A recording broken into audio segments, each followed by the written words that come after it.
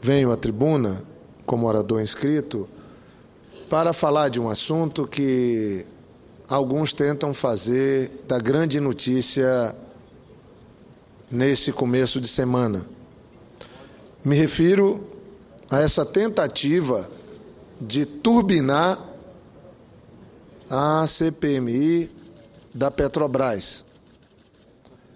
Não acho que seja bom para a democracia, não acho que seja bom para o país, não acho que seja bom, especialmente para o Congresso Nacional, esse caminho que um instrumento tão sério, tão importante, para que se cumpra um dos preceitos do trabalho do Congresso, do Parlamento, que é de fiscalizar, seja conduzido de uma maneira banal. E mais do que isso, de fora para dentro. A revista Veja, conhecida de todos, uma revista de grande repercussão nacional, tem uma história, isso ninguém nega, mas faz muito tempo que virou uma força auxiliar da oposição. Por que há um número enorme de pessoas que não assinam mais a revista, que não leem mais a revista? Porque ela é uma revista que tem um propósito: tentar atingir o PT, tentar atingir os governos do PT e tentar proteger a oposição, mais do que isso, funcionar como força auxiliar das oposições.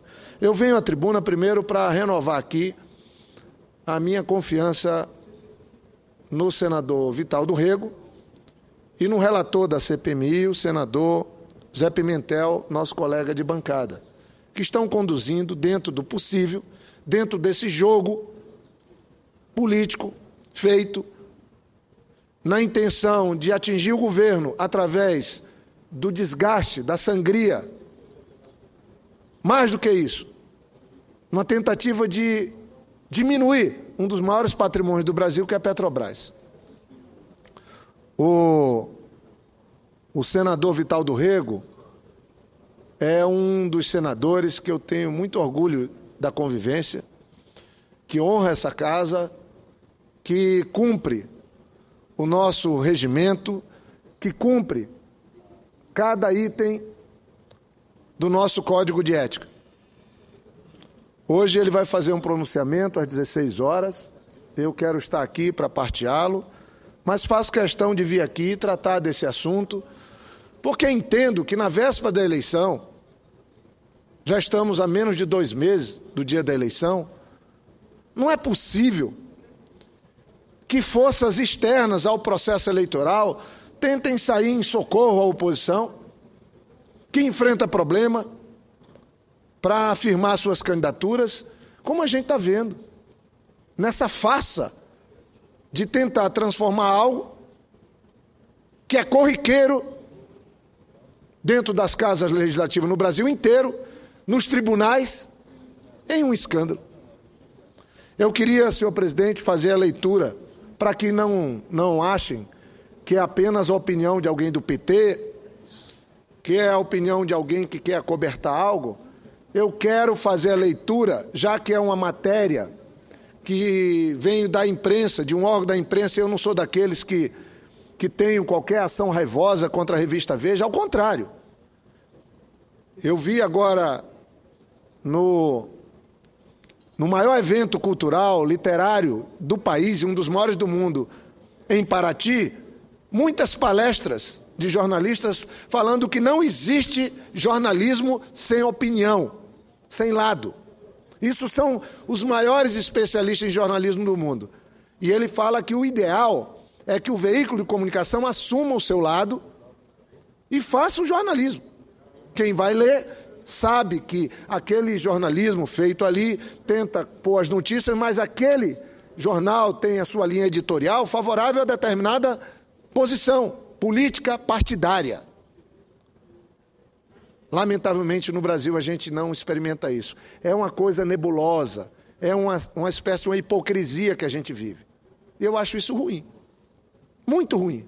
Eu que vou seguir sendo aqui um defensor da liberdade de imprensa, acho que nada pode ser feito no sentido de saciar ou de cercear, desculpa, de cercear o direito à livre posição da imprensa, mas como foi uma matéria que certamente vai ser debatida hoje pelos nobres líderes da oposição na casa e também pelo nosso senador e líder no Congresso, Zé Pimentel, eu vou responder para quem está me assistindo na TV Senado, na Rádio Senado, lendo um artigo de hoje de um grande jornalista, Jânio de Freitas.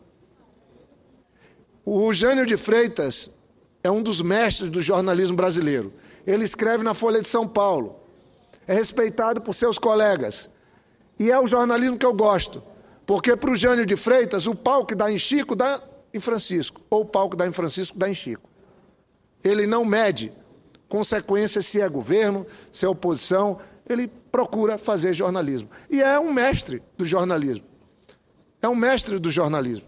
Eu vou ler aqui, compartilhar com os senhores, a posição dele sobre a matéria da Veja e sobre a tentativa de transformar num escândalo algo que ele acha ridículo. Ele fala: perguntas de aliados do depoente em CPI jamais, em qualquer tempo e em qualquer país, fugiram a estes princípios. 2 pontos. Destinam-se a ajudar o depoente. Nem teria sentido que fosse o contrário entre aliados. Tal princípio explica, por exemplo, o motivo das lutas pela composição das CPIs. Seria o que não é o caso das 2 simultâneas a pretexto da Petrobras. Ele fala: dose dupla, cujo propósito denuncia a sua finalidade de apenas ajudar eleitoralmente a oposição. Olha o que é que o Jânio de Freitas escreve, senador, presidente Eduardo Suplicy. Ele fala: dose dupla das CPIs, cujo propósito, é escrita do Jânio de Freitas, denuncia a sua finalidade de apenas ajudar eleitoralmente a oposição. Isso aqui não é o PT que está falando, não é o governo que está falando, é o jornalista Jânio de Freitas no jornal Folha de São Paulo de hoje. De aliado para aliado, nem o improviso em indagações surpreende o indagado, mesmo que sugerido por uma situação de momento, segue as instruções já dadas pelas lideranças ou as combinações na bancada. Mais ainda, as perguntas e respostas previamente ajustadas entre inquiridor e depoente sempre foram e serão condutas lógicas e podem-se supor as mais frequentes entre correligionários nas CPIs. Quantas CPIs já tivemos aqui? Qual delas não foi assim? Quem está falando é o Jânio de Freitas, não sou eu. É bom que quem esteja me ouvindo sabe aqui que eu respeito, inclusive, muito os líderes da oposição nessa casa. Eu estou apenas fazendo uma leitura do artigo do Jânio de Freitas na Folha de São Paulo de hoje. Segue ele. Assim como fazem todos os advogados ao preparar seus clientes para depoimentos policiais e judiciais. Segue Jânio de Freitas. O escarcéu em torno do jogo de parceiros entre inquiridores governistas e depoentes da Petrobras é o escândalo da banalidade, de Jânio de Freitas. O banal faz o escândalo, é o título do artigo do articulista, um dos mais prestigiados desse país, absolutamente isento, absolutamente um crítico do nosso governo, um cobrador de contas de todos. Ele escreve com absoluta fidelidade ao cenário político do Brasil. Mas em véspera de eleição, alguns tentam dar uma conotação daquilo que não é. Aí ele fala, bem conhecida de jornalistas, que provavelmente vão explicar qual é a fraude existente. E a que tanto se referem na colocação de condutas sempre vistas por eles nas CPIs. Aí ele segue. A explicação é conveniente, por ser bem possível que a fraude não esteja na conduta de integrantes da CPI, mas em outras, de Jânio de Freitas. Este e os demais capítulos do caso Petrobras, à margem da importância que possam ter ou não, ficam na mastigação de chiclete, por estarem nas mãos da oposição. Olha o que ele diz, não sou eu de novo, na oposição mais preguiçosa de quantas se viu por aqui. As lideranças do PSDB e do DEM ficam à espera do que a imprensa publique para, então, 4 ou 5 oposicionistas palavrosos saírem com suas declarações de sempre e com os processos judiciais imaginados pelo deputado promotor Carlos Sampaio. Então veja o que é que diz o Jânio de Freitas na sua coluna de hoje. Volto a repetir, não sou eu que estou chegando a essa conclusão. Não pesquisam nada, diz ele em relação à oposição. Não estudam nada, apenas ciscam pedaços de publicações para fazer escândalo. Com tantos meses de falatório sobre Petrobras e seus dirigentes, o que saiu de seguro? Pergunta ele. E não é muito? A respeito, foi exclusivamente denúncias da imprensa. Mas a Petrobras sangra enquanto serve, e eu vou repetir, mas a Petrobras sangra enquanto serve de pasto eleitoral. Obrigado. Eu fico chocado de ver. Presidente, eu agora estou na presidência, mas eu gostaria de, prezado senador Jorge Viana, recomendar a Vossa Excelência que possa assistir de Jorge Furtado o documentário que acaba de sair. Eu assisti a pré-estreia ontem no espaço Cine Itaú Cultural, na Rua Augusta, em São Paulo, e justamente são 13 entrevistas de 13 jornalistas da maior relevância. Acredito que a mais importante seja justamente a de Jânio de Freitas, e ele fala de episódios sobre como nem sempre a imprensa procura a verdade com correção. Obrigado. O episódio que Vossa Excelência está relatando é algo que me fez lembrar deste excelente filme de Jorge Furtado. Recomendo a todos. Eu agradeço, senhor presidente. Eu queria só dizer que esse documentário do cineasta Jorge Furtado, que tem depoimentos de jornalistas, ele me parece que traz algo que é importante, porque ele desmistifica aquele episódio da véspera da outra eleição, onde apareceu no Jornal Nacional que tinham jogado um tijolo na cabeça do candidato Serra, do PSDB, e aí depois, agora está provado pelo jornalista, com as imagens feitas, que foi um assessor do então candidato Serra que jogou uma bolinha de papel. E isso foi transformado em 24 horas num escândalo que depois foi desmascarado. Então, eu vou repetir aqui o último trecho desse artigo do Jânio de Freitas, não sou eu que estou falando. Com tantos meses de falatórios sobre Petrobras e seus dirigentes, o que saiu de seguro, e não é muito, a respeito foi só por denúncia à imprensa. Mas a Petrobras sangra enquanto serve de pasto eleitoral. Jânio de Freitas. Eu peço, senhor presidente, que possa constar nos anais do Senado esse artigo assinado por um dos mais importantes articulistas políticos do país, respondendo à revista Veja. E eu concluo dizendo o seguinte: por que a Petrobras tem sido um alvo de opositores ao nosso governo, caro presidente Halper, presidente do PMDB? Porque é um dos maiores patrimônios. Alguns que criticam a Petrobras hoje criam sua privatização. Não aceitam que a Petrobras tenha saído. Quando eles estavam no governo, a Petrobras, leio alguns poucos números, a Petrobras tinha de receita 60 bilhões de reais, senhor presidente Valdir Halper, senador. Quando nós recebemos a Petrobras, ela tinha de receita 69 bilhões de reais. Sabe qual é a receita da Petrobras hoje, senhor presidente Valdir Halper? 304 bilhões de reais. O PT pegou a Petrobras, gerando de receita 70, estou arredondando para cima, 70 bilhões de reais por ano, quando o PSDB nos deixou. E agora tem uma empresa que gera 300 bilhões de reais. Esse é o PT que não sabe administrar. O lucro líquido da Petrobras, quando o PSDB administrava, era de 8 bilhões por ano. Agora, em 2014, 23 bilhões de reais por ano. É o PT que não sabe administrar.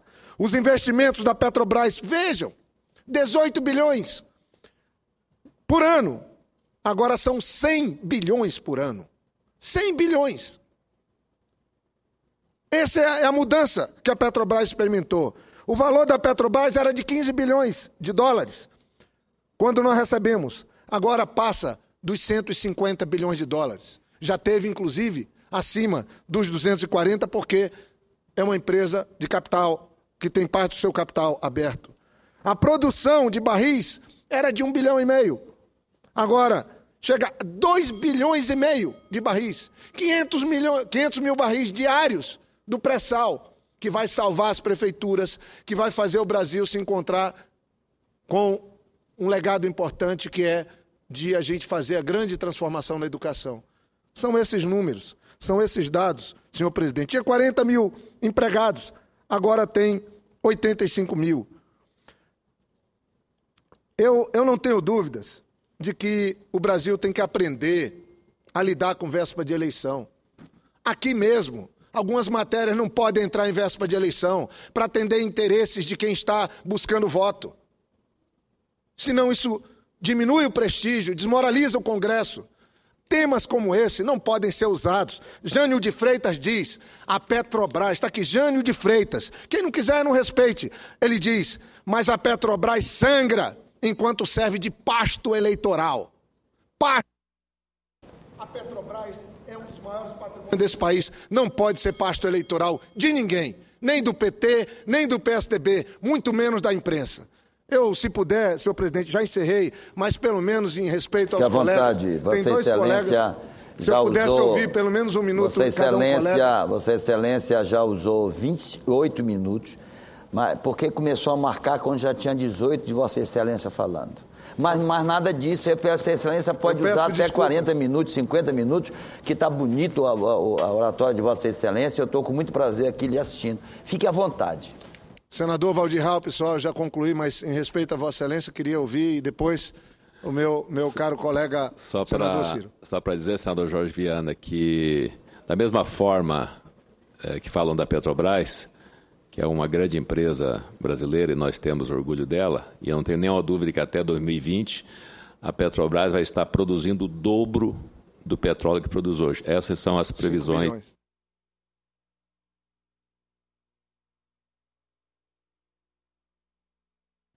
5 milhões de barris, hoje, né? São 2,5. Hoje são 2,5 e vai para 5 milhões de barris. E a Eletrobras também, há muito comentários também da oposição que a Eletrobras está quebrada. Ontem eu fiz questão de ir com o ministro Márcio Zimmer, que está interinamente no Ministério, na ausência do ministro Edson Lobão, e ele me falava, chamou até a sua equipe para me explicar, porque eu queria entender como é que estava a situação da Eletrobras. A Eletrobras, por um momento, devido à redução da tarifa da energia elétrica, ela teve que recorrer a alguns empréstimos, mas todas as projeções dão conta de que até 2017, portanto daqui a 3 anos, a Eletrobras entra no equilíbrio novamente e já com superávit, projetando superávit da sua receita. Então, de forma que tanto a Petrobras quanto a Eletrobras são empresas brasileiras fortes, né, saudáveis e que vão continuar orgulhando o nosso país. Parabéns a Vossa Excelência. Obrigado. Eu ouço com satisfação a parte. Agradeço, senador Valdir Raupp. Para concluir, o senador Ciro Miranda, nosso colega que também representa o estado de Goiás. Senador Jorge Viana, sabe do apreço, o carinho que tenho e o respeito que tenho por Vossa Excelência. Mas tem certas coisas que fica difícil da gente, quando eu digo a gente, a população assimilar. Eu acho que houve avanço, sim, na Petrobras, na parte de produção de petróleos, mas houve também muito desavanços. Quando a gente fala de uma companhia hoje que vale a metade do valor O Lula deixou ela com um valor e hoje ela vale menos da metade do valor. Alguma coisa está errada.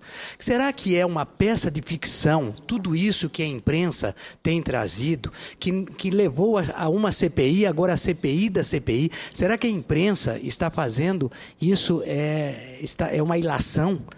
Eu pergunto, eu gostaria até que fosse, porque nós temos que ter respeito. E não estou vendo isso. Não somos nós, oposição, PSDB ou qualquer outro partido, que inventou isso. Isso veio da imprensa.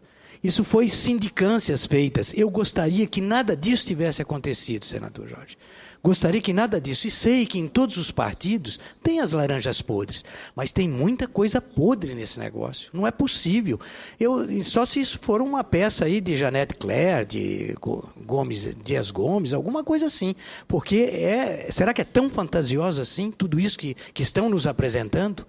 Então, eu gostaria até que nada disso tivesse acontecido, mas eu acho que não dá para a gente aceitar sem ir a fundo e verificar, e as coisas estão mostrando que cada vez está se piorando. Vossa Excelência tem razão num aspecto muito importante. Toda e qualquer denúncia séria tem que ser apurada, é o nosso papel.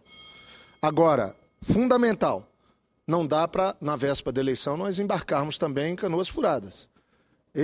Essa matéria, ela é um recurso usado para tentar, como diz aqui o título, o banal faz o escândalo, do Jânio de Freitas. Então, não dá para a gente também parar um país para discutir algo. Quanto ao valor da Petrobras, quando nós assumimos no governo Lula, ela valia 15 bilhões de dólares. O Lula elevou para 300, claro, com força do mercado. Agora, depois da crise de 2008, ela está valendo 130 bilhões de dólares. Mas é muito. Isso dá 10 vezes o que valia na época do PSDB. Mas eu penso que a Petrobras tem que ser tratada com carinho, com respeito, fiscalizada. E devo dizer, o senador Pimentel tem toda a nossa confiança, o senador Vital do Rego, e eu espero que a oposição, que cobra tanto, ela possa nos ajudar a implantar a CPI do metrô lá de São Paulo, que tem provas de desvio, para que a gente cumpra bem. Mas, inclusive, acho que isso pode ser feito após a eleição, para que não tenha contaminação com o período eleitoral. Agradeço, senhor presidente, pela